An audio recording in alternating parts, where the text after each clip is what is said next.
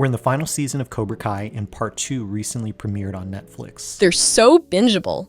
Like, I can watch all 5 episodes in one sitting, and, they go by so fast. Well, this part 2 is much more action-oriented than part 1. I think the first part was mainly set up for the rest of the season, because now we're at the International Sekai Tekai karate tournament, and the gang is facing off against new opponents from other dojos. Tori going over to Cobra Kai was the big cliffhanger and twist from part 1. I kinda expected it, but it still hit hard because the emotions were so high. The show is so cheesy sometimes, but it gets me going. I think there's a lot more to like in this part 2 so far. It made me realize that Cobra Kai is very similar to a sports drama like Friday Night Lights. If you take the karate out of the show and substitute it with something else like football or basketball, there's a lot of parallel story dynamics. For the main cast, all of the dramatic tension usually revolves around coming together as a team in the face of incredible challenges, whether it's from outside opponents or from internal tension between team members. I never thought about Cobra Kai in that way, but yeah, it totally makes sense. This part 2 had some surprises though, like seeing Chosen and Kim Da-yeon hook up was not what I was expecting. The nice thing is that bringing those two characters together didn't feel cheap. It shows that the writers really love these characters and want to give them winning moments for the audiences to appreciate. I just checked the Netflix top 10, and in the US, Cobra Kai has been number 1 when it debuted.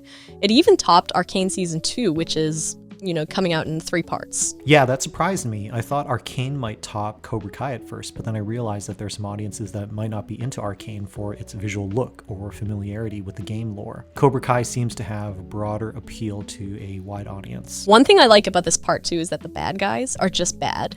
There's no tragic backstory to make us empathize with them. Well, who knows if we will see that later in part 3, but I get your point. We see Terry Silver return in part 2, and a lot of the karate opponents that our main cast faces off against are hard-edged fighters who don't show any sympathy. That's kind of rare in this modern age of storytelling where villains sometimes are minimized or characterized as misunderstood, and this can take away the dramatic tension that is crucial to the story. I was thinking about what you said earlier about the sports team analogy for Cobra Kai.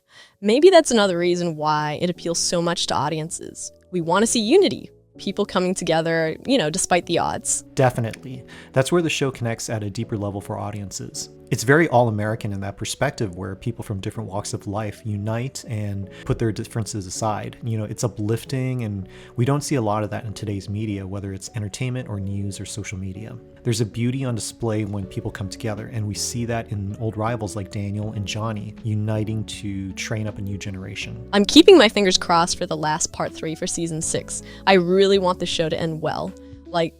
Give us a good send-off for all the characters we love. I'm hoping for the best.